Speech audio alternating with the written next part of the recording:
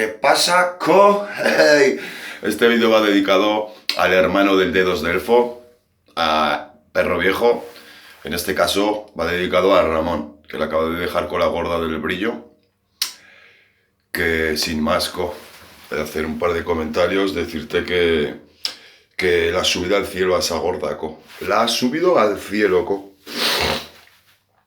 ¿Sabes, no? Por eso los reales son los reales y los flacos son los flacos, ¿no?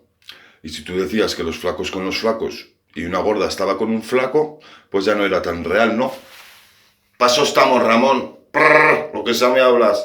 Paso estamos, Ramón.